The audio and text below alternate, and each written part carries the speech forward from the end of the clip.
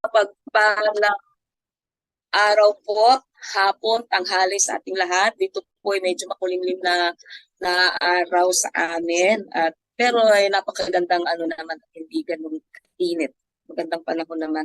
So maraming salamat sa ating El Presidente na naginulat ako, binigla, ayan, na ako pala yung magiging host. So tinanggap ko naman dahil alam ko special ang araw na ito. Ay, at lalong-lalo na ang ating speaker ay malapit din sa amin. So, pero bago tayo mag-start, syempre hihingan ko ng opening remarks ang ating napakagaling, very active na CFD Antipolo President si Bro Kirby. Ayan, bigyan natin ng virtual clap. So maraming salamat po. Ito po ang ating muling pagpapatuloy ng ating misyon dito sa lungsod ng Antipolo. So ito ang monthly formation ng St. Francis Xavier Parish ng CFD Antipolo for the month of July na may title na Why Do We Baptize Babies? So, sa buong buwan ng July, kada Sabado, iba't ibang parokya po ng CFD Antipolo ang nakaschedule. So ngayon po, July 6, ay St. Francis Xavier. Pangunahan po ito ng ating kapatid mula sa CFD Antipolo team, St. Anthony of Padua Parish, si Brother Eman Lumibaw. Pagdating naman po ng July 13, nandun naman po tayo sa Our Lady of Fatima Parish, face-to-face.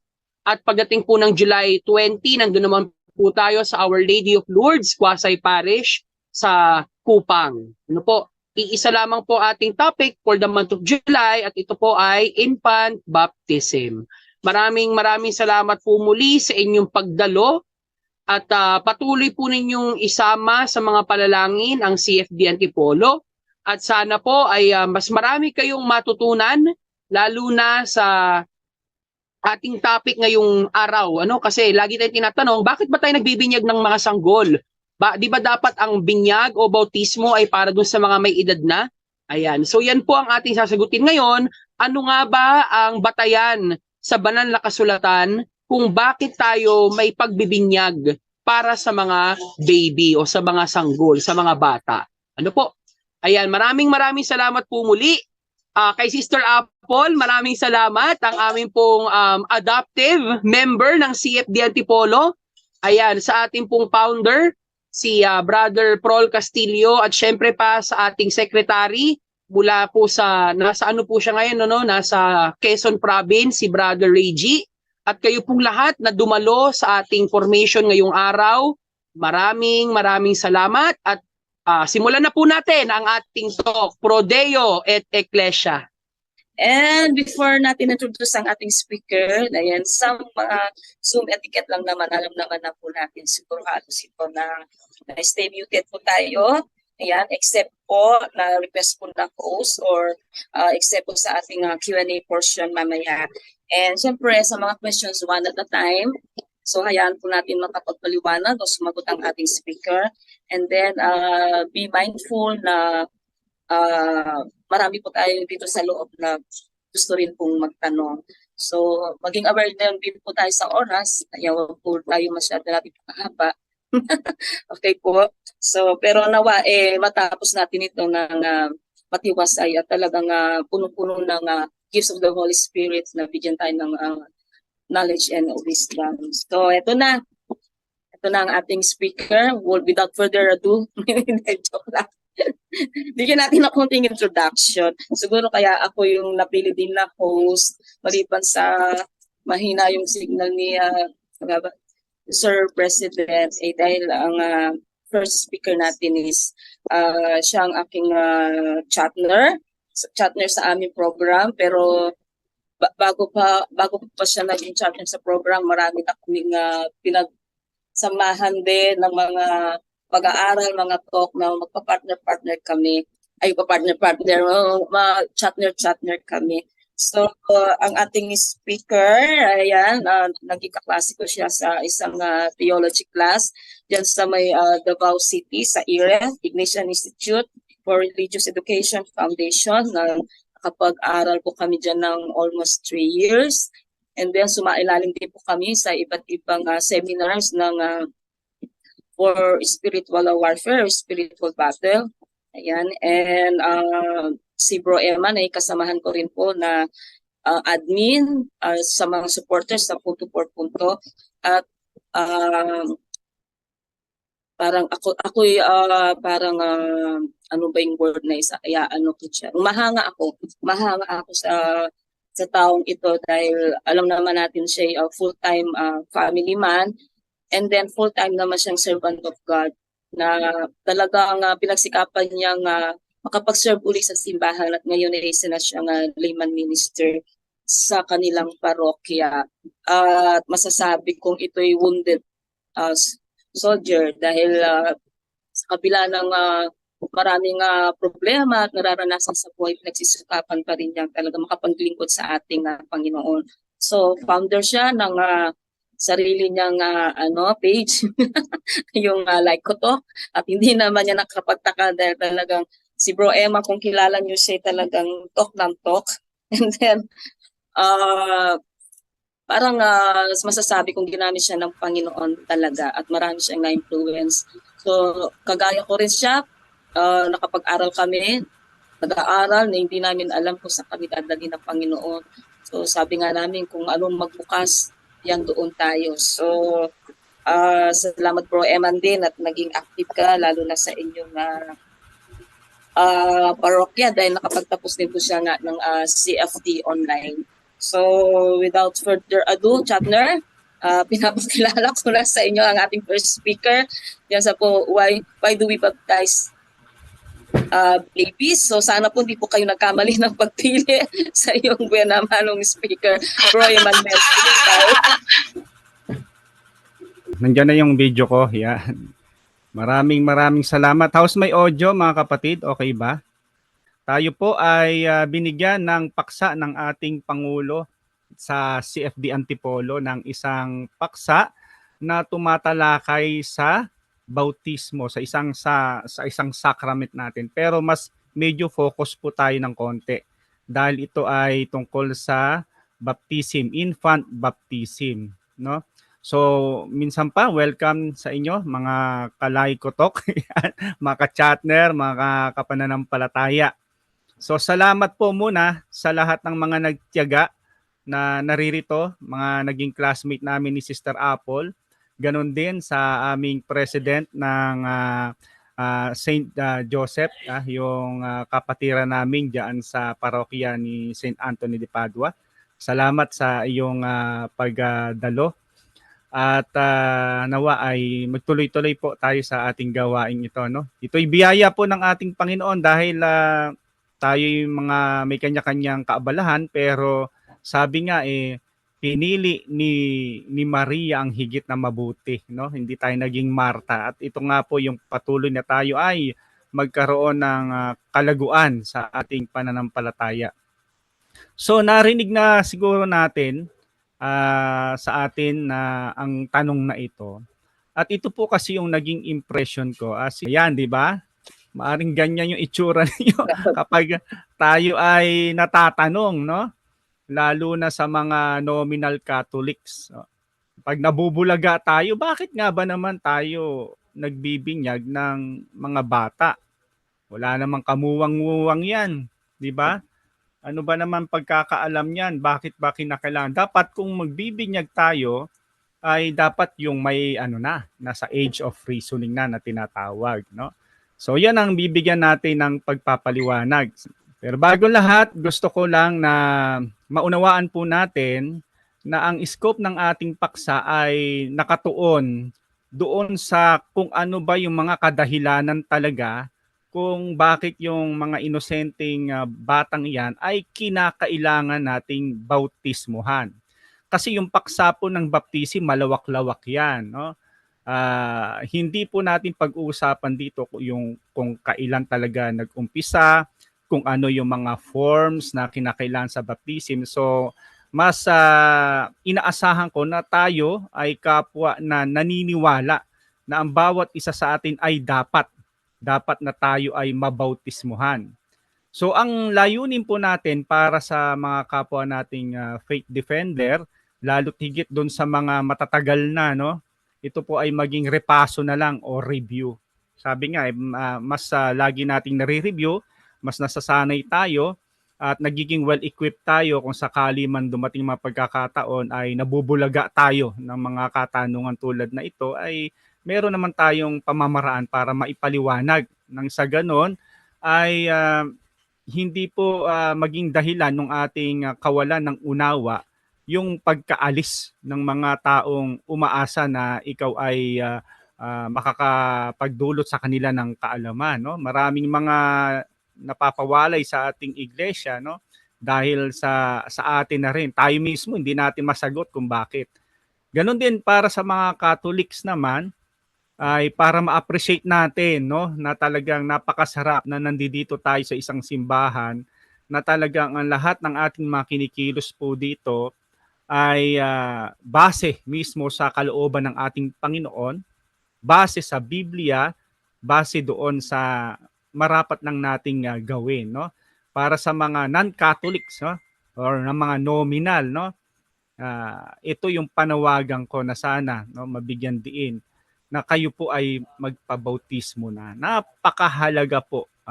Huwag ho natin i-take for granted yung katotohanan ito na napakahalaga na tayo ay mabautismuhan sa tamang simbahan, sa tamang may authority na dapat na magsagawa nito, no?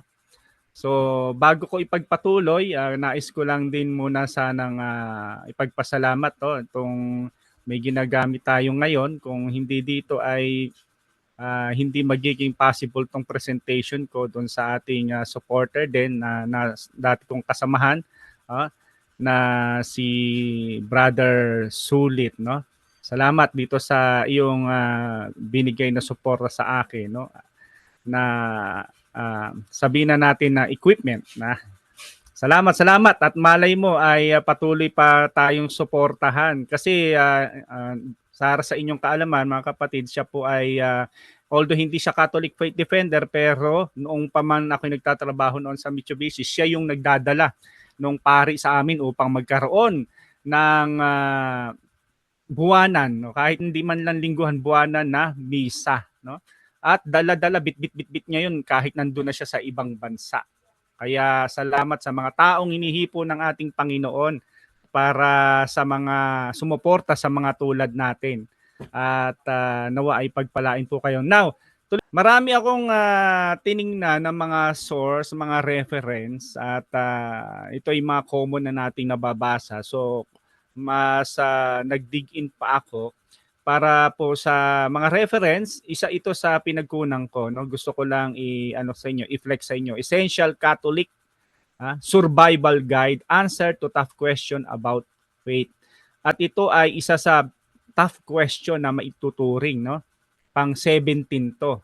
Wag ho kayong mag-alala sapagkat itong ating i-share sa inyo ay may nihil obstat, na ibig sabihin niya na free of doctrinal or moral errors. Yan. At yan po ay may imprimatur din. Para po hindi po tayo magkaroon ng alinlangan, ano ba tong pinagsasabi nito, no? Una sa lahat, para natin ma-appreciate yung magiging kasagutan sa tanong na bakit, 'di ba ang sagot diyan, ang sagot sa katanungan bakit? Kasi, why? Because. Meron lang akong dalawa lang ang magiging kasagutan ko diyan na siyang hihimay-himayin natin. Pero bago ang lahat, dapat maunawaan natin ano ba yung mga nasa isipan talaga ng mga fundamentalist, yung mga nakabase sa pag-interpret ng Bible na as is, where is, kung ano lang yung pagkakaunawa nila, no? Alam naman natin may mga grupo diyan na mga ibang sekta na non-Catholic, they are considered as fundamentalist. Lagi tayong kini-criticize sa mga ating sinasagawa o mga practices na pagbibinyag sa bata. Ayon sa kanila mga kapatid, yung baptism ay para lang sa mga may edad na or older children dahil ito ay ina-administered lamang ng kapag ikaw ay nagkaroon ng karanasan na ikaw ay ma-born again experience.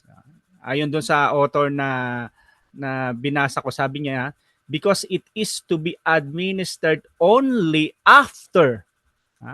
Pag hindi ka nagkaroon ng gantong karanasan, ng born again experience, hindi ka muna mababautismuhan. That is, after one has accepted Jesus Christ. So kinakailangan tanggapin muna natin ang ating Panginoon as personal Savior, and then valid ka na para sa kanila, no, na ikaw ay mabautismuhan. Yan. At the instant of acceptance, when he is born again, the adult become Christian and his salvation is assured forever. Kaya nga sila, di ba? One saved, always saved. So nandoon napakahalaga sa kanila yung pagtanggap. Napaka-big issue sa kanila yung kung ano ba talaga yung pagiging tunay na born again. Actually, malaking kinalaman po yan sa pagbibinyag. Pero sa ibang topic po natin na maaring mabigyan diin po yan. So yung being born again. In a biblical way, tayo po yun actually. Tayo ang tunay na born again. Ngayon, after na sa kanila ay na matanggap na sila ay pinanganak na maguli, yon, baptism tsaka lang susunod, no? Though it has no actual salvific value. Anong ibig sabihin nun, mga kapatid? Parang showdown lang, no? Tinanggap mo si Kristo, pero yung gagawing ritual na bautismo na kanilang ginagawa para lang for demonstration, parang pang photo op lang ang dating, no? Wala pong tinatawag na salvific value. Sa atin may matinding salvific value po 'yan, no? Katulad nung kung paano tinitingnan po ng pananaw ng fundamentalist, hindi po kasi ito tinatawag na sacrament. Wala sila noon. Sa kanila 'yon, para lang 'yun sa kaayusan, para lang malaman na itong araw na ito publicly declared sa kanilang sekta o uri ng kanilang grupo ng pananampalataya na itong si Juan na ito ay tinanggap na parang parang fraternity lang, no, parang hazing. It does not in any way convey the grace. Sa atin may grace yun. The grace it symbolizes. Rather, it is merely a public manifestation of the person's conversion. So, para lang po magkaroon ng maging remarkable yung araw na iyon.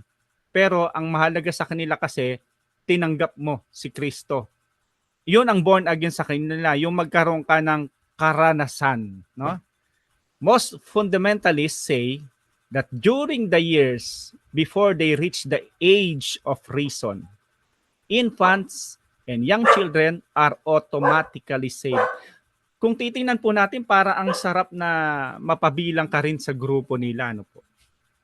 Kasi matik-matik na, no, na kapag ikaw ay bago mo marating yung edad ng iyong kamalayan para sa kung ano yung tama, kung ano yung mali, kung ano yung mabuti, kung ano yung masama, safe ka. Yun ang para sa kanila. Pero kapag dumating ka na doon sa mayroon ka ng kamalayan, no? May full knowledge ka na sa ginagawa mo, para sa kanila magiging guilty ka na sa anumang action mo. Dahil sa ganon, kinakailangan na matanggap mo na si Kristo in order to reach heaven. So isipin natin, pag yun ang sinakyan natin kaisipan, kapag bata ka, wala kang malay, walang problema. Ikaw man ay mamatay, nasa langit ka. Sigurado yan para sa kanila. Bakit? Kasi hindi mo pa naabot yung age of reason na tinatawag nila, yung kamalayan na sinasabi nila. Kaya kung iisipin mong gano'n, mga kapatid, parang na lang ding sinabi na sa langit maraming baliw. Bakit po? Kasi paano yun? Ang kanilang punto ay para magkaroon ka ng kamalayan, no? Kapag wala ka, natulad ka ng isang batang paslit, walang muwang, hindi alam kung anong tama, Katulad din ng baliw, not guilty, di para sa kanila, no? Marami sigurong baliw sa langit, no? Kung iisipin po natin kung gano'n, no? Pero hindi po gano'n ang ibig sabihin po noon at hindi naman po dapat gano'n. Ang importante po talaga mula sa pagiging bata mo pa lang kinakailangang bautismuhan. Mamaya malalaman po natin 'yan. Unang dahilan, sabi ko dalawa lang 'yan. Sa dalawang 'yan abutin tayo ng 2 oras. De joke lang. Mabibilisan natin 'to dahil medyo inaro na tayo ng oras. Unang dahilan, ang sagot doon sa why we baptize infant or babies. Unang because baptism is a sacrament. Paalala, ano ba uli ang sacrament, mga Catholics? The sacraments are efficacious sign of grace instituted by Christ and entrusted to the church by which divine life is dispensed to us. Yan po ang malinaw na sinasaad sa Catechism of Catholic Church natin. Yan po yung mga gawain na dapat naiintindihan natin kung tayo Katoliko. Dapat alam natin kung ano yung mga sakramento. Maraming mga Katoliko hindi alam kung anong sakramento. Tatanungin mo, magugulat, ilan yung 7 sakramento? Diba? Parang nahuwiwindang, pero dapat alam po natin yan. Sapagkat ito yung mga bagay na dapat nating gawin upang tayo ay magkaroon ng buhay ng kabanalan. Yan ang gumagabay sa atin. Efficacious sign of grace. Ginagawa natin, nakikita natin, na ma-manifest natin.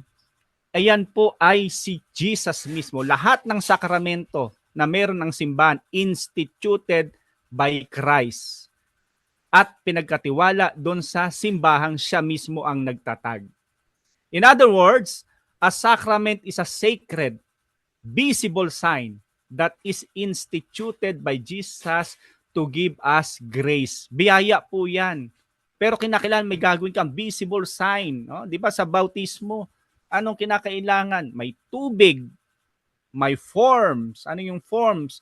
Yung binabanggit na sa ngalan ng Ama, ng Anak, ng Espiritu Santo. Yan Jesus to give us grace, an undeserved gift from God. Yun, malinaw po napakalinaw ng sinasabi sa atin ng simbahan, ng tinuturo sa atin sa CCC 1084. It is for the remission of sin. Because baptism na sacrament, ibig sabihin, eto na, remission of sin. Dalawa po ang kasalanan. At sa iba, hindi na nila naunawan, pero tayo mga Katoliko alam natin. Meron tinatawag tayong original sin. At meron tayong tinatawag na actual sin. Yung ating ginagawa mismo. Yung original sin, yun ang hindi nila maintindihan. At ito yung dapat po natin naiintindihan. Only original sin in the case of infant and young children since they are incapable of actual sin. Siyempre, bata ka pa, wala ka pang muwang, wala ka pang ginagawang actual sin. Kapag bininyagan ka, ang naaalis po sa iyo ay yung original sin. Nagiging kabahagi ka na ng kaharian ng Diyos. Napapabilang ka na sa kanyang kaharian. Na nagkakaroon ng rights. Ito yung unang pagkilos ng simbahan upang ikaw ay maalis dun sa panig ng mga kalaban. Yan. Kung sa dadalhin natin sa spiritual warfare yung thinking, no? Yan ang tinuturo sa amin. Once na nabinyagan ka, dineclare mo na doon sa kalaban sa mga demonyo na may kalaban ka na. Na hindi ka na nasa panig ng demonyo, ikaw ay nasa kay Kristo na, kaya doon na rin ang umpisa ng pagsisikap ng kalaban na ikaw ay maalis doon sa grasyang iyon. Sa infant po, yun ang nawawala. Pero kapag ikaw po ay mas may edad na, may mga nabibinyagan, mga nako-convert, matik-matik, hindi lang po yung original sin ang nawawala, kahit na po yung actual sin na nagawa mo, no? Baka gagawin ng iba diyan. Ako, hindi pa ako converted, no? magpapa-convert na ako pag matanda na ako, papakatampisaw muna ako sa pagkakasala kasi pag bininyagan ako, burado lahat. Hindi naman po sana gano'n, no? Binanggit ko ito, sinama ko tong verse na ito. Dahil sa pagtutol ng ating mga kaibayo sa pananampalataya na di umano na wala naman, there is no such thing as minanang kasalanan, no? Kaya para sa kanila hindi dapat ganoon. Pero meron po tayong ma-i-present na isang Bible verse at ito po yung mababasa natin sa Roma 5:12. Kaya kung papaano na sa pamamagitan ng isang tao ay pumasok ang kasalanan sa sanglibutan at ang kamatayay sa pamamagitan ng kasalanan. At sa ganito'y ang kamatayan ay naranasan ng lahat ng tao. Lahat ng mga tao. Ilan na nagkasala? Isang tao. Pero ang kamatayan ay pumasok at naranasan ng lahat ng mga tao. At yung mga bata na ipinanganak, ang tawag po dyan, hindi biik, hindi butiki. Tao po yan. So sakop po siya sapagkat ang lahat ay nangagkasala. So, isipin natin, meron talaga, no? Meron talagang minanang kasalanan. Huwag lang tayong maging style na saan mababasa, na kailangan gamitan din natin ng pangunawa. So malinaw po sa atin na talagang meron po tayong mga minanang kasalanan na dapat yun po ay malinis. Kaya sinasabi ko sa panimula pa lamang ng ating talakay na ito, sana yung mga tao na hindi pa nabibinyagan, wag na ho kayong mag-atubili pa. Nang dahil lang sa pride, sa kataasan ng loob ay pagdadamutan ninyo ang inyong kaluluwa na hindi magpasakop doon sa kapangyarihan at grasyang taglay na inaalok sa atin ng ating Panginoon upang tayo ay makatamasa ng kaligtasan.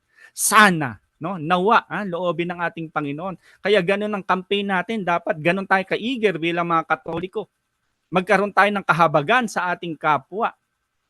Na kahit tayo ay sa ating mga pananaw na ito ay binubuli tayo, kasi isang kapatiran natin, nalulungkot ako, inaakay namin ni Sister Apple, ni Brother John Ray, natutuwa kami, nasasama na namin sa pananampalatayang Katoliko, nakaka-attend na ng ating mga meeting, pero nabubuli, nabubuli siya ng mga kaibayo sa pananampalataya.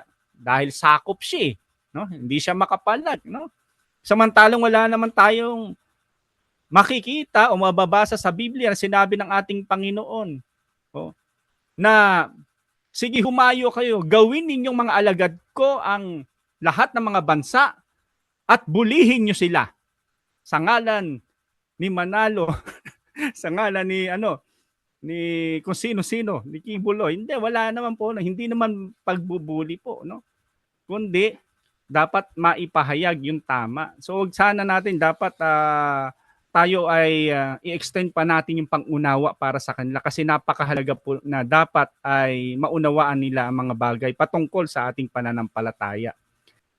Yung patungkol dito, may sinabi po, pinaliwanag si Saint Peter, kung ano ba talaga ang nangyayari kapag ikaw ay nabautismohan. Ito po yon. Sabi mismo to sa aklat ng mga gawa. Repent and be baptized, every one of you, in the name of Jesus Christ, for the forgiveness of your sin, and you shall receive the gift of the Holy Spirit. Diba? Repent, at ito, hinighlight ko, and be baptized. So, hindi lang pala sapat ng ikaw ay nagsisisi ka, kasi maraming ganun hindi ko na kinapabinyag sa mga basta alam ko, nagsisisi ako sa mga kasalanan ko, pero nakalagay hindi naman or, magsisi o magpabinyag, may choice ka. Hindi magsisi plus magpabinyag. Magkasama po yan. Hindi kompleto kung repent lang. repent and baptize. Kanino sinasabi? Sa kanila lang ba? Every one of you in the name of Jesus Christ. Dahil sa pamamagitan pala ng binyag na ito, forgiveness of your sin, para sa iyong kapatawaran sa ating mga kasalanan. At kapag tayo pinatawad na sa ating mga kasalanan, doon pa lang natin tatanggapin yung kaloob ng Holy Spirit.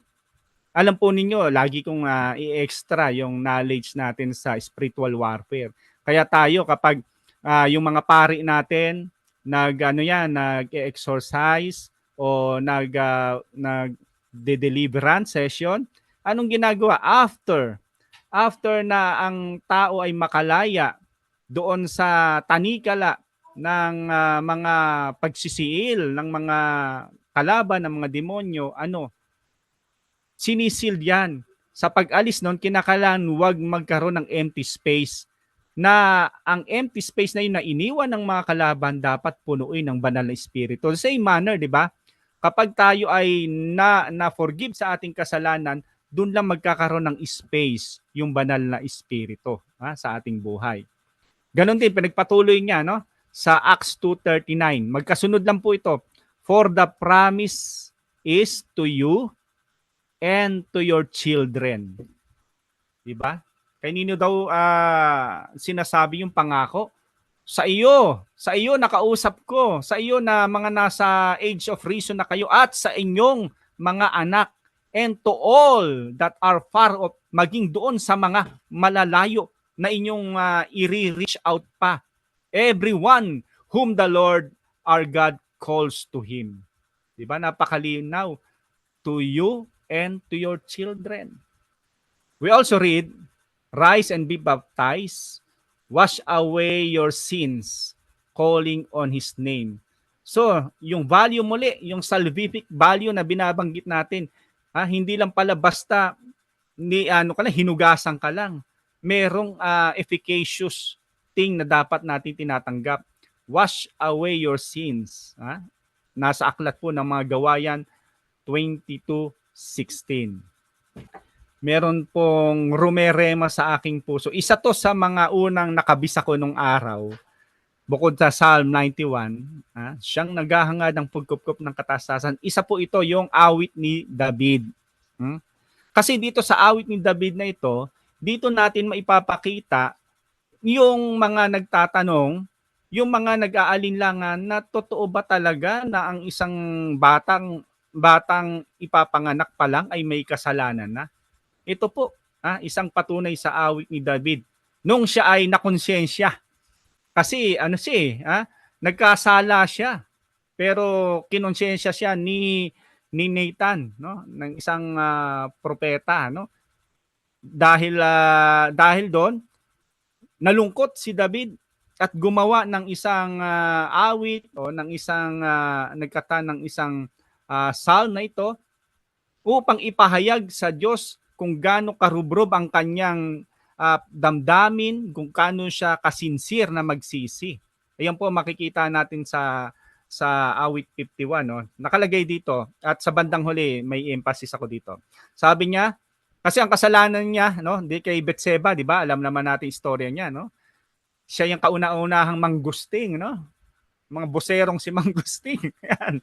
Nga si Haring David yan, At nagkasala siya, napatulan niya yung babaeng yon. Kaya sabi niya, ako'y kaawaan mo, o mahal kong Diyos, ang ayon sa iyong kagandahang loob. Mga kasalanan ko'y iyong pawiin ayon din sa iyong pag-ibig sa akin. Linisin mo nawa ang aking karumihan at patawarin mo ang aking karumihan, ang aking kasalanan, Linisin mo sana ang aking karumihan. Next, mga pagkakasala ko, sabi niya, ay aking kinikilala. Di ko malilimutan, laging alaala. Sa iyo lamang ako nagkasalang tunay at ang ginawa ko'y di mo kinalugdan. Kaya may katwiran kan ako'y hatulan, marapat na ako'y iyong parusahan. Eto na, ang sabi ni Haring David, ako'y masama na, buhat ng isilang, makasalanan na ng ako'y iluwal. Buhat ng isinilang siya, may taglay-taglay niya, nire-recognize niya na siya ay may kasalanan na. At bago pa iluwal, alam ni David na ito na mayroon talagang angkin o taglay siyang kasalanan, no? Kaya nga nawala yung joy of salvation niya, no? Kaya ang panalangin niya, bring it unto me the joy of my salvation. Di ko na maramdaman ang presensya ng Panginoon. Kasi nga, paano mararamdaman? Ikaw ay alipin ng kasalanan. Kaya niya, inano yon, talagang ipinagdasal po yon. Na? Kaya, kung iisipin natin, sasabihin ng iba, hindi, figure of speech lang yan. No? Anong figure of speech, no? Na sinasabi natin? Yan ay maaring isipin ng iba na iba may ibang pakahulugan yan. Ikaw nagkakasala ka na, no? Gagawa ka pa ba ng mabulaklak na pananalita?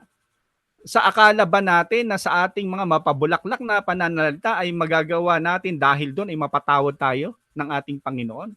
Kapag tayo ay lumalapit sa ating Panginoon, nagiging totoo tayo, nasasabi natin wala nang kumbaga, wala nang mapalabok na salita. Inaamin natin na ako'y nagkasala.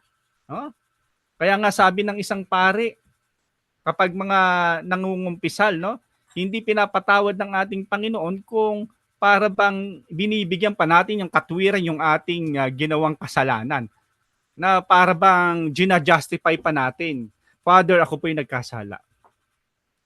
Patawarin niyo ako. Ba't anong kasalanan mo? Kasi po ako po ay na alipin ng aking sariling pita ng laman. O ano nga ginawa mong kasalanan?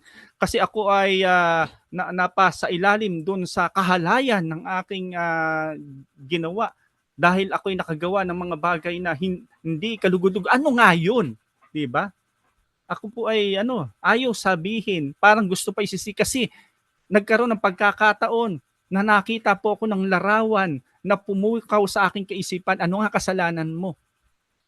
Father, nag-masturbate ako. Diba? Parang ganun lang, di ba? Oh, hindi ibig sabihin itong si Haring David, sinabi niya, no? Hindi pwedeng figure of speech. Sinabi niya ang kanyang kalagayan, no? Na siya ay may kasalanan, no? Dapat ganun katotoo yung ating nababasang ito. Maliwanag dahil sa ating mga inilatag na ito na ang baptism now saves you. Sabi ni Peter to. Not as a removal of dirt from the body, but as an appeal to God for a clear conscience. Yan. Through the resurrection of Christ. Diba?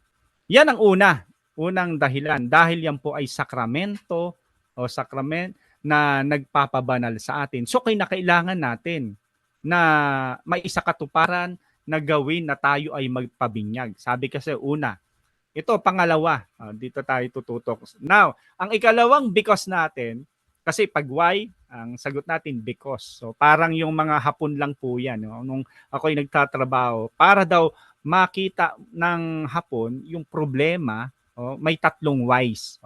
What happened? May trouble sa yung ginagawa. Because. Tapos pag nagsalita ka ng because, why?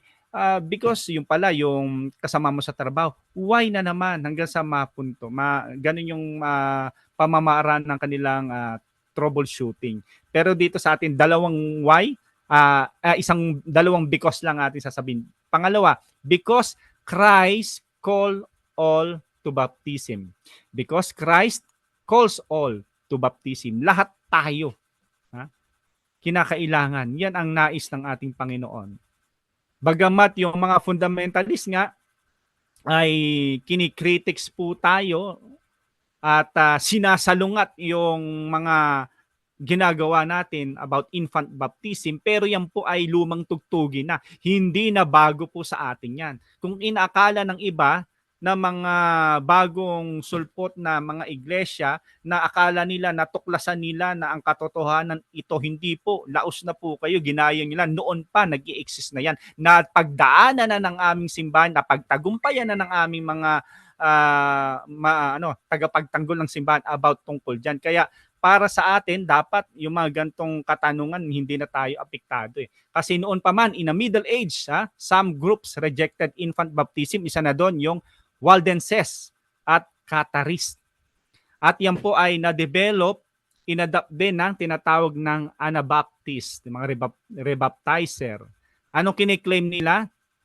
That infants are incapable of being baptized validly. Yung infant daw, yung mga bata, incapable talaga. So, pumasok na dito yung salitang validly, no?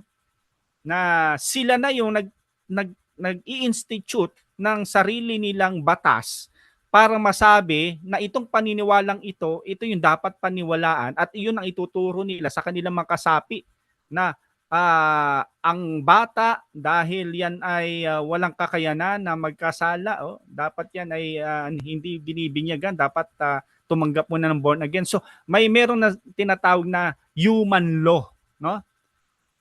Para masabing ito ay valid o hindi. Pero tayong mga Katoliko, tayo po ang tunay na tagasunod ni Kristo.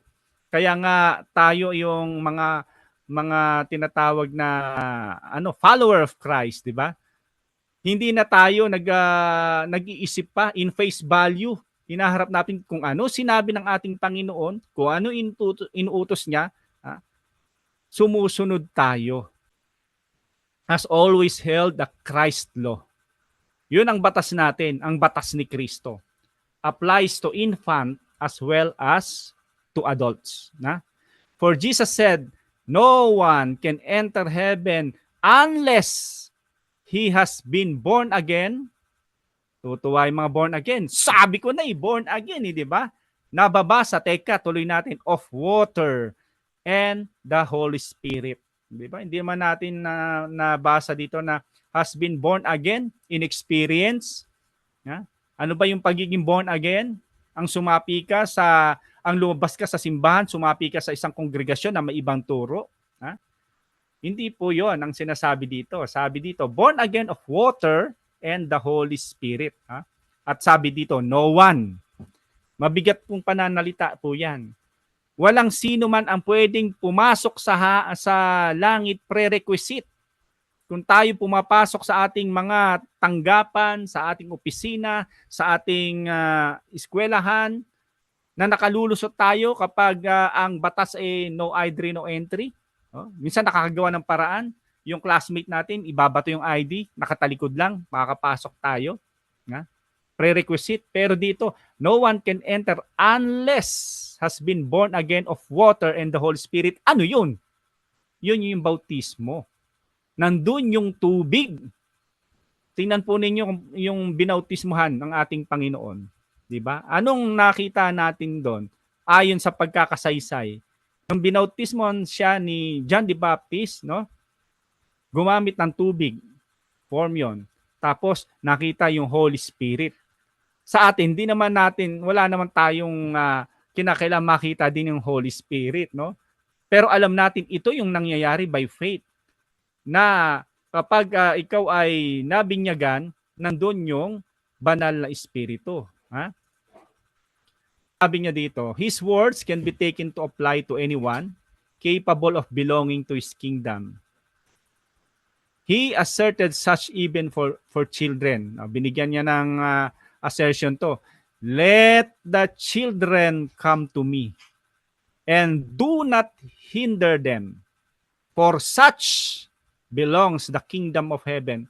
Kay nino daw na nakatalaga o nagmumula yung kaharian ng langit? Doon, such, doon sa mga bata. Yung salitang let, involved tayo doon. Yung mga bata, may mga bata na incapable lumapit sa ating Panginoon. Kaya sa isang tagpo, minsan ay may mga magulang na dinadala nila yung kanilang mga anak kasi hindi makalapit, maaaring siksikan o hindi alam ang gagawin, bit-bit nila, gusto nilang mahipo man lang ng ating Panginoon, di ba? May malaking participation ng mga magulang, tayong mga adults, doon sa batang walang kakayanan lumapit sa ating Panginoon. Let the children come to me. Do not hinder. Yan po ay hindi suggestion. Yan po ay isang pagsansala ng ating Panginoon doon sa mga kumigil. Kahit na ang pumigil sa kanya noon ay mga alagad niya. Di ba? Mga hawi boys. Hawi boys. Oh, wag mong pigilan. Yan mo lumapit. Ibig sabihin, ayoko na pinipigilan ninyo. So kung tayo ay pinipigilan natin kasalanan na yun, no? Pero kung tayo ay nagiging daan para mailapit natin sa ating Panginoon, biyaya yun. Napakasimpleng verse, pero makahulugan. Let the children come to me. Huwag niyong pigilan. Bakit? Nasa kanila. For such belongs the kingdom of heaven. Another verse, paulanan na natin ng verse yan. Now, they were bringing even infants to him. Mas binigyan ng detail ni Saint Luke to. They were bringing even infants to him that he might touch them. And when the disciples saw it, they rebuked them. But Jesus called them to him. Tinawag ni Jesus mismo, palapit sa kanya, saying, let the children come to me. Utos yun. Gawin ninyo, ilapit nyo sa akin, huwag nyo ilayo. Huwag nyo ilayo nang dahil sa paniniwala nyong hindi naman naayon doon sa tamang pangunawa. Mahabag tayo doon sa mga soul nila na tayo pa ang nagiging hadlang dahil sa kaignorantehan ng ating pangunawa. Dinamay pa natin yung mga bata. Pero sabi doon, let the children come to me. Do not hinder them. For such belongs the kingdom of God. No? Kaya nga, natutuwa ako na kapag may mga gantong pagkakataon, kahit papano, sana umabot dun sa mga kinauukulan na kung inaakala natin na valid yung baptism na ginagawa natin, pag-aralan po natin. Kung tayo ay may pride na ayaw natin ilapit sa simbahan, sabi ng ating Panginoon, no, don't hinder, ilapit po natin. No? Kaya kahit na matanda ka na, alam mo hindi ka nabinyagan, samantalay mo, baka siguro kaya buhay ka pa dahil inaantay ng ating Panginoon na mabautismuhan ka. Now next. Ayan, ito yung patungkol sa pagtutol. No? Sasabihin nila, now they're bringing even infants to him.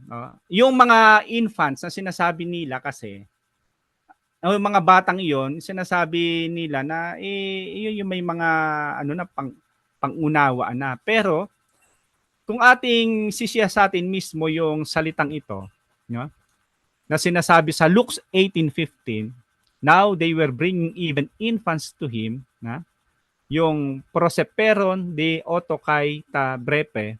Sa Greek po, ang ibig sabihin niyan yung mga infants, yung talagang walang kakayanan, yung mga baby pa.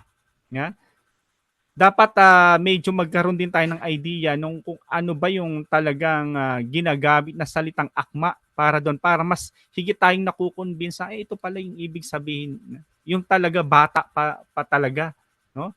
Na kinakailangan na mailapit sa ating Panginoon. No? Sinide ko lang yan dahil maganda na alam din natin. Ano ba yung mga infant? No? Next po natin, Sister Apple. They are children who are quite unable to approach Christ on their own and who could not possibly make conscious decision. Ito na naman tayo doon sa conscious decision to accept Jesus as their personal Lord and Savior.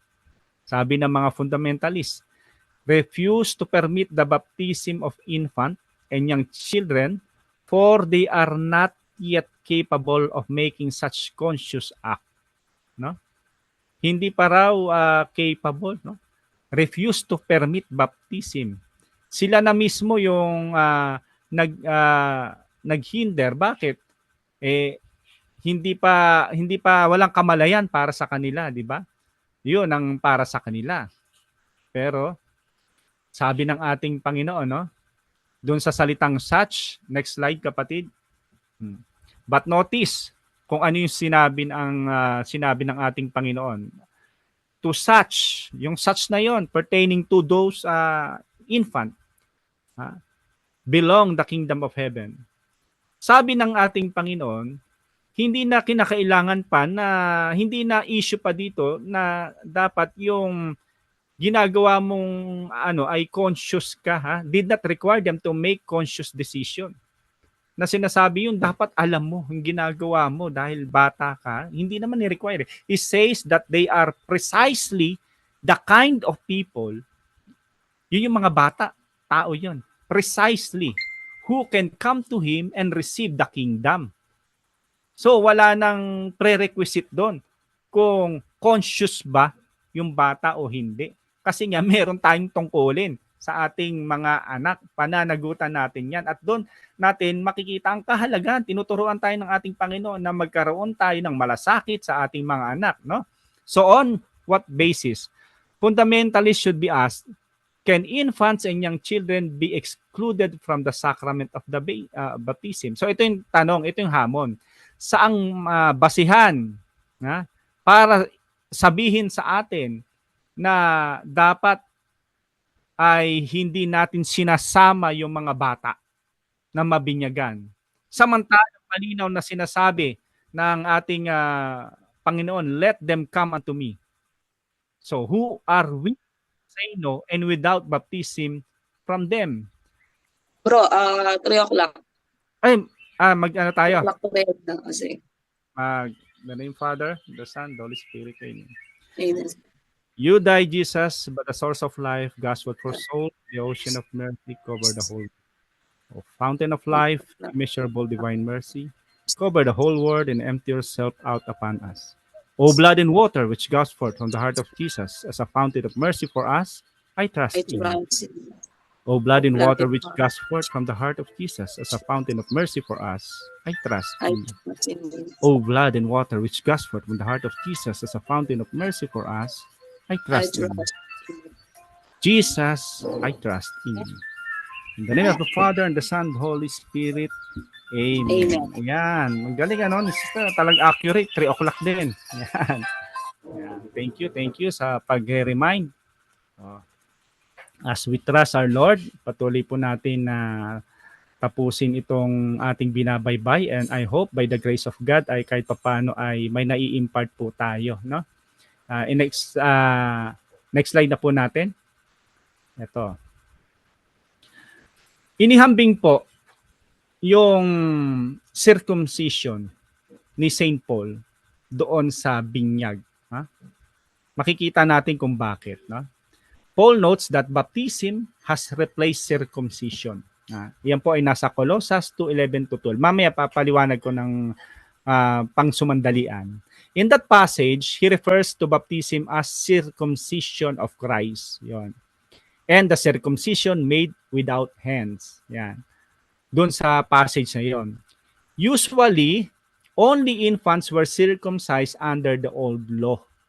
Adult circumcision was rare since they were few converts to Judaism. Siyempre, mga converted lang sila eh.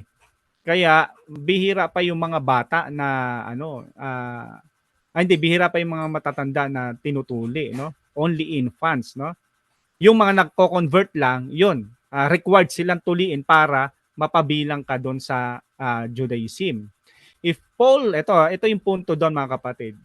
If St. Paul meant to exclude infants, he would not have chosen circumcision as parallel to baptism. Gets nyo yun, mga kapatid? Yung comparison between circumcision, between who could receive baptism and circumcision is an appropriate one. Bakit? Sapagkat sa Old Testament, next mo, Sister Apple. Sa Old Testament, ito yung requirement ng ating Panginoon. Para ikaw ay maging Jew. Sa Old Testament, para ikaw ay maging Jew, anong ginagawa? Maniwala ka sa Diyos na makapangyarihan, God Almighty, Yahweh El Shaddai, o kung sino pa man na, the God of Israel. Pag naniwala ka, become a Jew, believe in the God of Israel, and be circumcised. May paniniwala sa Diyos ang makapangyarihan sa lahat. In divine revelation, siya muna yung nakilala. Pag naniwala ka upang maging Jew ka, kinakailangan patuli ka para maging tanda yon na ikaw ay kasama nila. Sa New Testament, hindi naman iniba yung ganong pamamaraan. Para naman maging Kristiyano ka, kinakailangan manampalataya ka sa ating Panginoon, Jesus. Diba? Hindi lang yung maranasan mo yung pagiging born again. Ang sabi dito, be baptized. So kung para sa iba, ito ay parang demonstration lang, parang ritual, para maging remarkable lang yung araw niya. Pero sa atin, meron talagang nagaganap. no? Be baptized, magkasama, plus yan. No? So, bakit inihambing to? Dahil pagpapakita dito na napakahalaga ng bautismo para sa ating kaligtasan. If infant baptism were not the rule, then we should have references to the children of Christian parents joining the church. Ito, kapag yung halimbawa, yung hindi mahalaga yung infant baptism, wala naman tayong makikita. May mababasa ba tayo na mga magulang nung araw na pag sumapi sa simbahan, kinakailangan mo na ay nasa sapat na gulang, no? To the children of Christian parents joining the church only after they had come to the age of reason. And there were no such records in the Bible. Hindi ni-required yun, no? Na kinakailangan may age of reason pa. So dito pa lamang ay maaari na sana'y mabigyan linaw sa atin yung mga bagay na ito. Medyo paulanan na natin ngayon ng Bible verse. Ito naman yung gusto nila no? Sa atin naman kasi naniniwala tayo. Pero para sila ay higit na mapagtantunin na, ito sabi sa Aklat ng Mga Gawa naman, no? When she and the members of her household were baptized, she invited us to her home. If you consider me a believer in the Lord, she said, come and stay at my house. And she persuaded us. Nagpabautismo to kasama yung kasambahay, no? Pag sinabing household, hindi naman yung pinaka-household, yung healthy household, yung common na tinatawag household, hindi naman ito ay kinabibilangan lang ng mag-asawa, ng nanay o tatay, kundi kasama doon, no? Common sense household, kasama na yung sino pa man andun sa bahay mo. At kung may mga anak ka, kasama na doon. Kung meron ka bang kasambahay, no? Kasama din doon sa household na yon. Yun ang tinutukoy po dito. Isa pa, tungkol pa sa household, may 2 verse pa akong inilaan dito.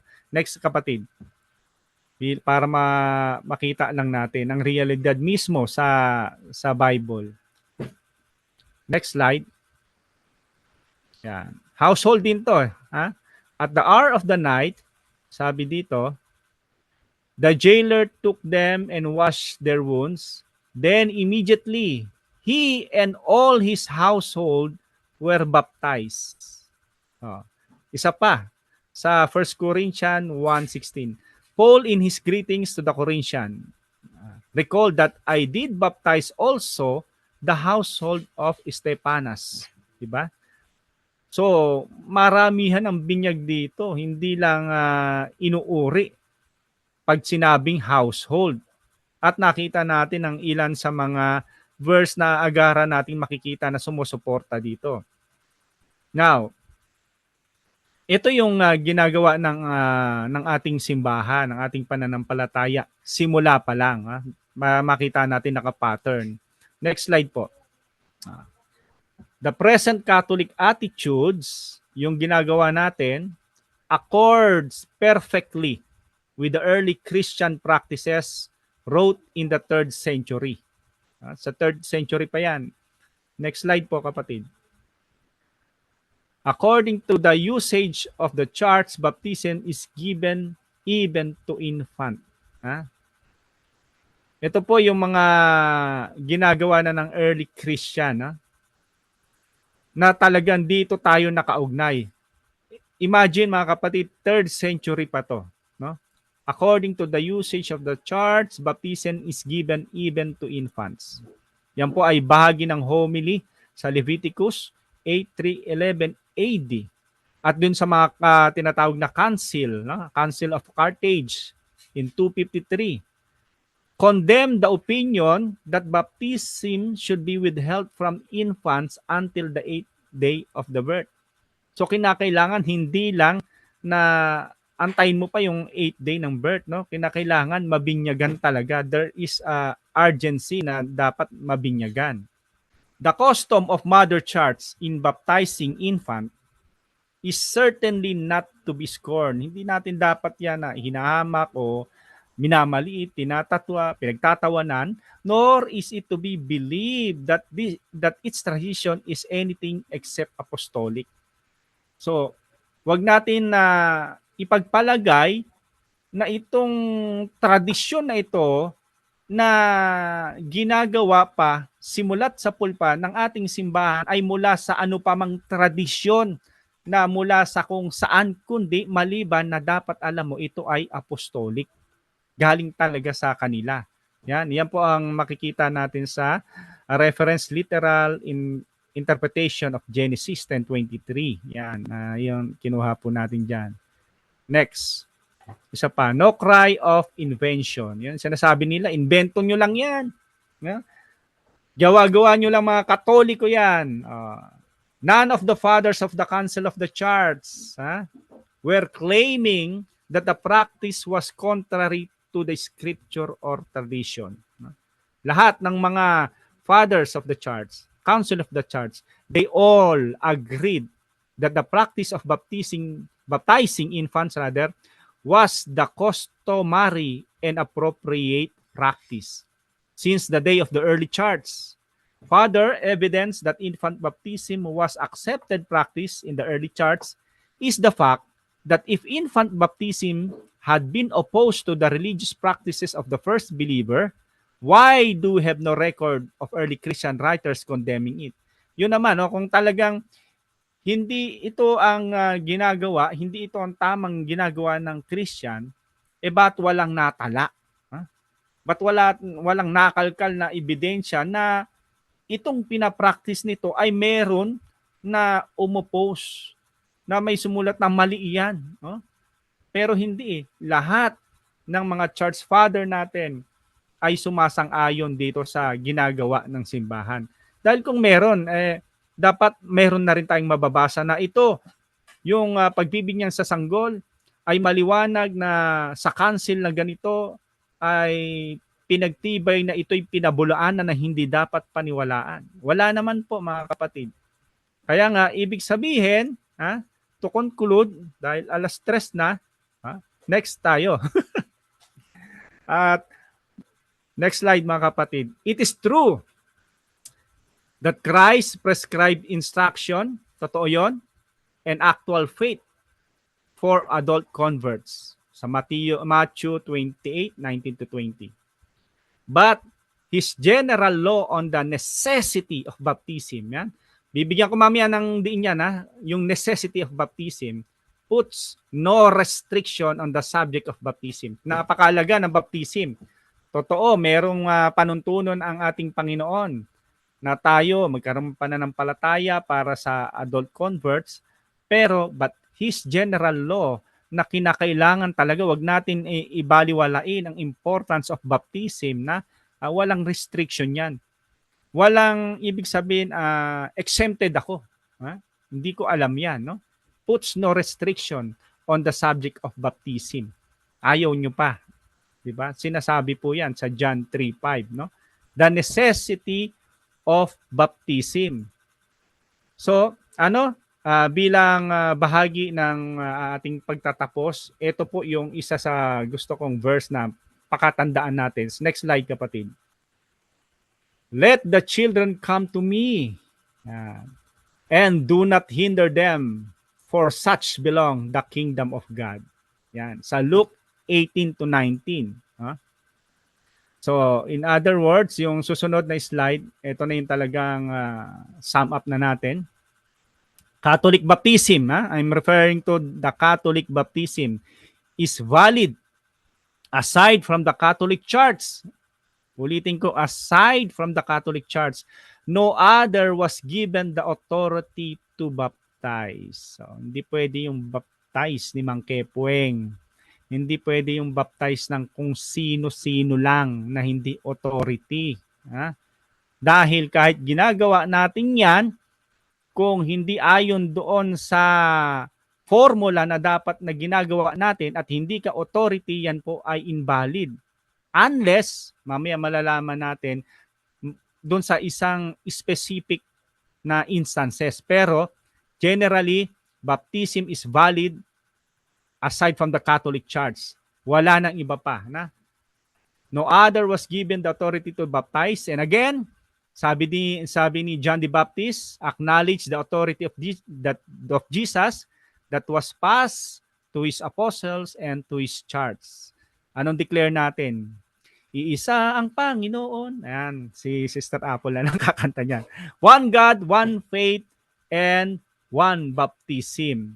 No, sinabi ko kanina, 'di ba, na wala talaga, dapat Katoliko lang, ang mga pari lang ang magbabaptize sapagkat sila ay may authority. Pero nagbigay ng isang paalala yung isa nating kapatid, yung binanggit ko kanina.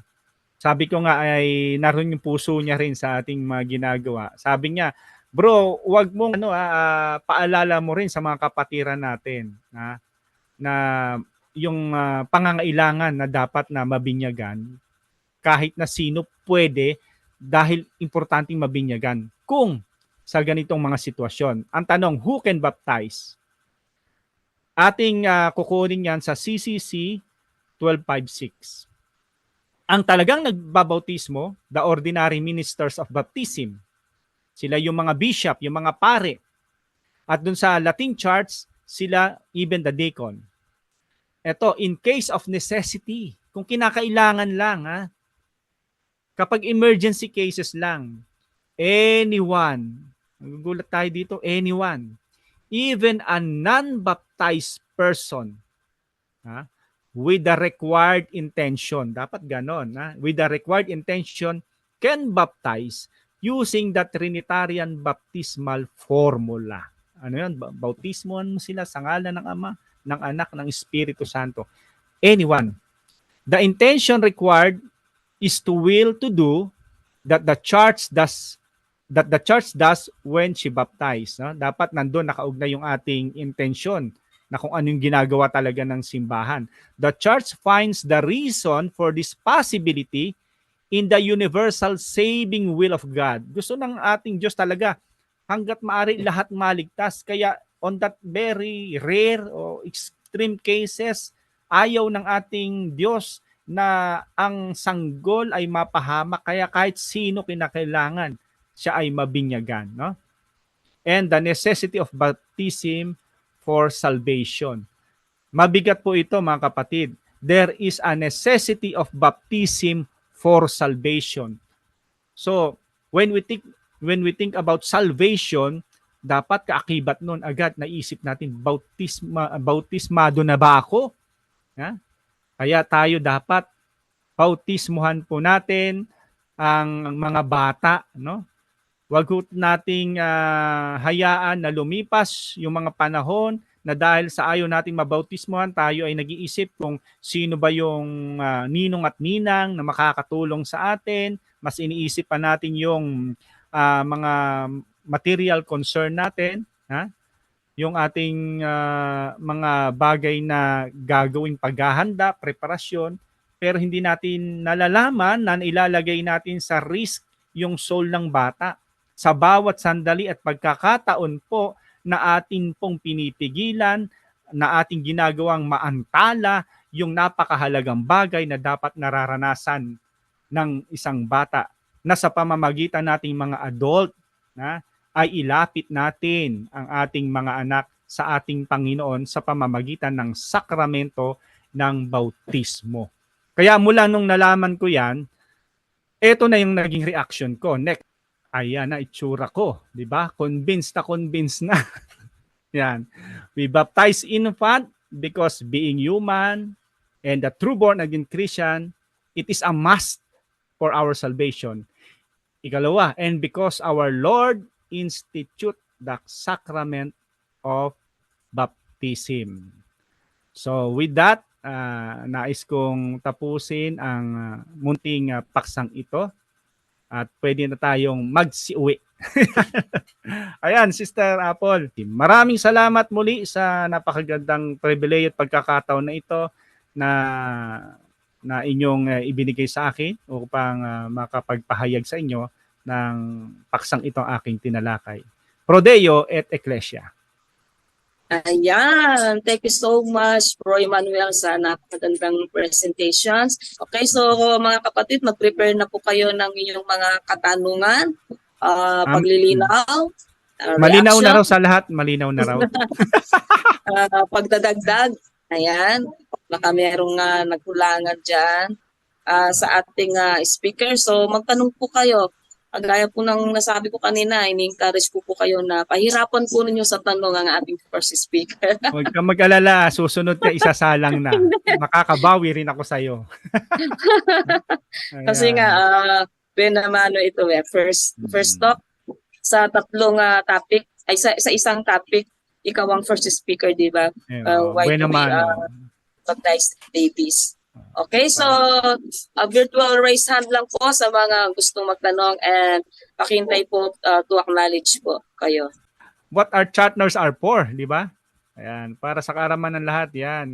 Sister Apple po ay isa pong ampon, ampon ng Antipolo chapter. Bagamat siya po ay nasa Tarlac, siya po ay kagalakan namin maging kapatid dito sa CFD Antipolo. Yan. Salamat sa suporta, kapatid. No? Samantalahin ko lang. Okay, habang naghintay tayo ng tanong, so siguro ako muna yung magtatanong, bro. Pwede ba? Kasasabi ko lang, hindi mo pala napakinggan. No? Ang ganda pa naman ng pinakilala kita. Ikaw ay ikaw ay ang aming adopted sister from Tarlac, Yes. CFD Antipolo, no? Salamat po Salamat sa pagiging ampon. salamat sa pag-ampon po sa akin. Ako po yan isang ligaw na CFD dito sa Tarlac. May organization pero walang active. So wala, hindi Ayusin mo yung Okay. tanong mo ha, baka mai-block na kita. Hindi, lang ito. Joke lang. Ano ka ba? Clarification Yes, lang. partner. Sana after ko may magtanong po Sis Angelica, Bro Joseph, ayan, Bro Reggie, Bro Clint. Siguro huli natin yung tanong ng ating presidente and si Sis Jane. Paglilinaw lang kung kung nice tanong sa topic ng ating kapatid about infant baptism. So kasi meron kang sinake dito sa 1 Peter 3:21 na ang sinabi ni Pedro sa baptism nga now saves you and not a removal of dirt from your body. Di ba? Dirt sinisignify nito ang ating sins, di ba? So, ang pagbibinyag ba ay ay hindi ba yan nagpapawala ba yan ng kasalanan or ito ay upang daang pintuan sa langit for our salvation? Oo. Yan ay pareho yan, kapatid. Nagpapawala ng kasalanan natin. Kasi hindi naman pwede tayong pumunta sa langit ng taglay-taglay natin kahit isang kasalanan. Either venial yan, sadya man natin o hindi, o minana. So, ang unang nililinis talaga na benepisyo ng pagiging binyag ay yung tayo ay yung maging unblemished, na tayo'y maging malinis. Kaya nga may nagbibiro, di ba? Kapag tayo ay nabautismuhan, tayo inilinis na, kahalintulad din yan nung kapag tayo ay nagsisikap na magawa natin yung requirement na kapag tayo ay divine mercy devotion, di ba? Yung tinatawag na plenary indulgence. Saan ba inihahambing ito? Sabi, para ka nang nabinyagan, no? Na wala ka ng kasalanan. Sabi ni Father Darwin, para pag namatay ka, para kang kwitis, diretso ka na sa langit, di ba? Wala nang dadaanan sa purgatory. Bakit? Kasi burado na yung kasalanan mo. Nalinis ka na. At the same time, open na yung langit para sa iyo. Yun ang pagkakaunawa ko, kapatid. Okay. May isa pa akong tanong, pwede ba? Sige, pasok. Sabi mo doon sa huli na Objection! Objection. Sandali lang, moderator. Moderator. Baptism ay valid lamang inside the Catholic Church. Anong referent ang pinagkuhanan mo doon? yung kasi doon sa CCC natin, yung binibigyan talaga ng authority na magbinyag ay yung mga ministers of baptism. Sila yung mga bishop at priest. So saan ba meron na tunay na bishop o priest na kinikilala ng ng Panginoon na mula sa kanya? Hindi naman tayo papayag na yung bishop-bishopan o pari-parian ay sila din yon, no? So ang una initially tinutukoy talaga dito, which is nakasulat din sa CCC 1256 natin, na itong mga authorized na taong ito ay nasa ilalim ng simbahang itinatag ni Kristo. Kaya natin nasabi na valid only. Pero bagamat may rule na ganon, meron namang exemption, which is kung lang naman na nasa balag ng alanganin in life and death situation, at dahil sa ang bata ay kinakailangan na mabinyagan, kahit ikaw sabi ay pwede mong gawin. Basta alam mo yung form ng pagbibinyag, may water ka, pwede yon, i-honor yon. Bakit? Kasi nandoon pinapakita ng simbahan yung pagnanasa yung ng Diyos na lahat ay maligtas. Kaya kahit doon sa extreme na pamamaraan na yon, binibigyan ng authority kahit ng non-baptized. Alam mo kung saan ko maihahambing yan? Para din yan dahil sa divine mercy ni Lord. 'Di ba? Minsan doon sa natatanging oras na sinabi niya, doon sa divine mercy after nung sa mahal na araw, 'di ba? Na lahat ng ating mga kasalanan, no?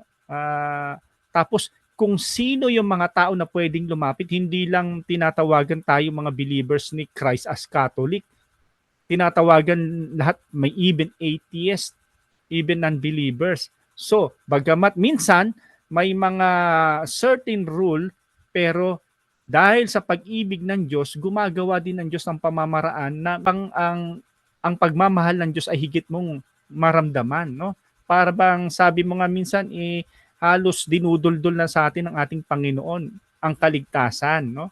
Kaya ganun din in the same manner dito. May ruling, may ganyan, pero napakahalaga ng soul sa ating Panginoon eh.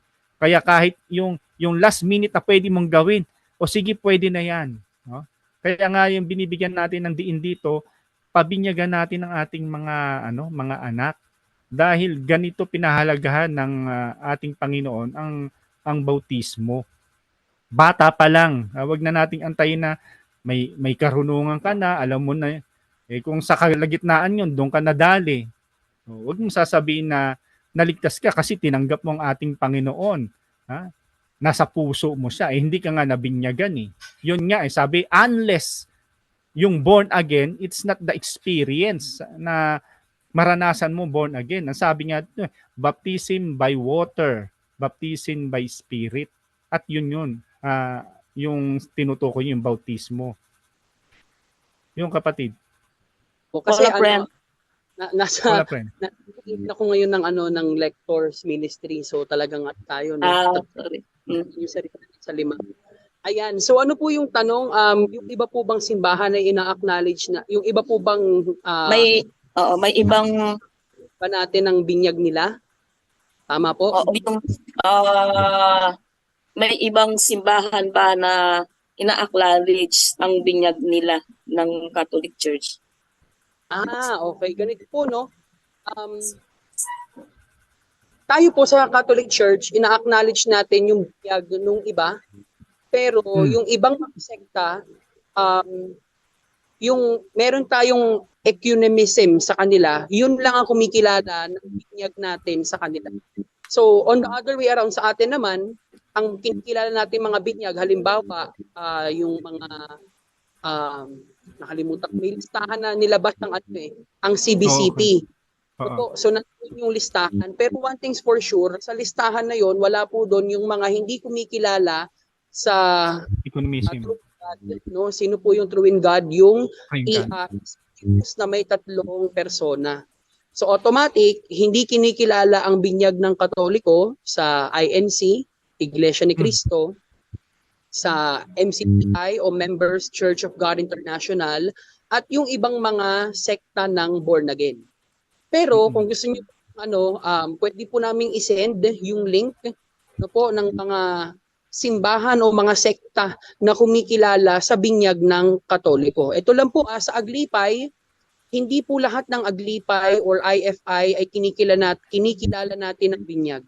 Meron lamang sa mga date, parang after yata ng 1972 lang yung kinikilala, pero prior to 1972 or 1976, hindi po natin kinikilala ang binyag ng IFI. Again, hindi ko sure pero nandun yung sa document na nilabas ng CBCP.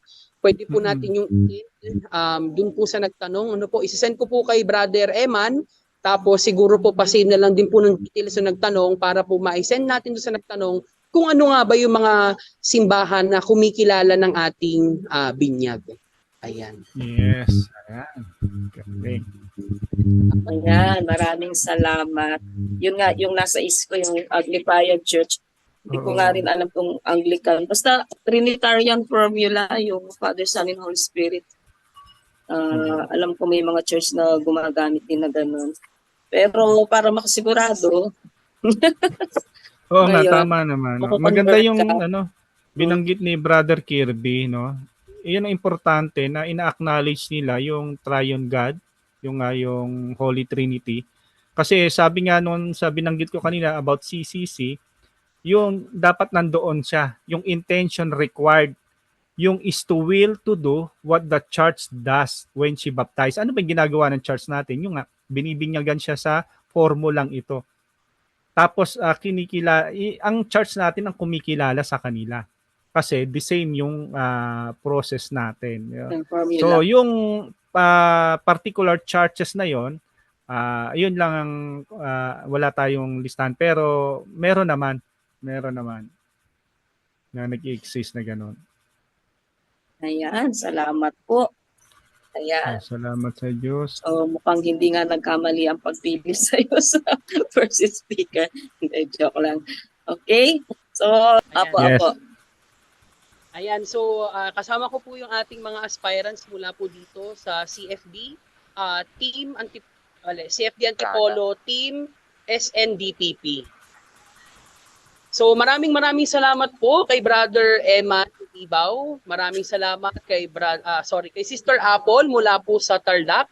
Maraming salamat po sa lahat ng mga dumalo. Kanina po yung ating pong kapatid mula sa Hong Kong, yung ating pong mga kapatid na umaten mula sa CFD Pampanga, CFD Nueva Ecija, at syempre po sa mga taga-Antipolo, si Brother Joseph mula sa St. Anthony of Padua Parish, sa ating pong Polo Secretary Brother Reggie Sabalbarino na currently nasa Quezon Province, kay Sister L. Jane, kay Brother Clint na taga Praga din po. Maraming salamat po. Alam niyo po, hindi man ako totaling hindi man ako totaling with you all throughout, but I'm still reading and I'm still in the essence of the topic and the talk, and talagang nakita ko na very malaman po yung naging hinimay pong mabuti ni Brother Eman kung bakit nga ba tayo nagbibinyag ng mga sanggol o ng mga bata. Ayan, maraming salamat po.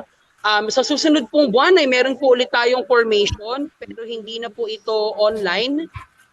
Ngayon po ginawa natin itong online sa kabila na short notice at hindi po tayo nagkaroon ng coordination sa parokya ng San Francisco Javier. Pero pagka po meron ulit tayong pagkakataon na magkaroon ng online formation, sana po ay makasama pa rin po namin kayo. Muli kay Brother Eman, kay Sister Apple, maraming salamat sa lahat ng mga dumalo ngayong araw. Lubos po ang aming pasasalamat dahil hindi po namin in-expect na maging ganito po tayo karami. Maraming salamat po. Pro Deo et Ecclesia. Salamat. Wow. Salamat. Thank you so much. Ayan, Sir President Kirby. Dahil dyan, ay dadako na po tayo sa closing prayer. So, bagong closing prayer, syempre maraming salamat po muli sa pagkakataong ito, CFD Antipolo, na binigyan niyo po kami ng isang napakamakabuluhang invitasyon at naging makabuluhan po ang aming oras at nilaan po natin sa ating Panginoon. So sana po wag po kayong magsawa At gabayan po lagi tayo ng Panginoon upang ipagpatuloy pong ang lahat ng gawain na tunat misyon na inatang po sa atin. So, hindi po ito para sa atin lamang, ngunit ito is para sa kaluluwa natin ng ating Panginoong Diyos. At may ibahagi natin yan sa ating kapwa, lalo na yung mga ligaw. So, I think, Bro Manny, request ko na ikaw ang ating mag-closing prayer, and for siyempre salamat din sa ating Panginoon sa iyong napaka-successful na talk. Bro Manny. Sige. Okay, manalangin tayo mga kapatid at ipagpasalamat natin ang lahat. Sa ngalan ng Ama, ng Anak, ng Espiritu Santo, Amen. Muli aming Diyos, kami po ay nagpapasalamat sa araw na ito na iyong pinahintulot. Na sa kabila po ng kaabalahan po namin ay iyo pa rin minarapat na kami po ay magkaroon ng ganitong uri ng pagtitipon na kung saan ay aming nabibigyan ng pagpapahalaga ang mga bagay na higit na mabuti na dapat po naming mapagtuunan ng pansin. Ito po'y biyaya na bigay mo sa amin. Salamat po sa lahat ng naganap.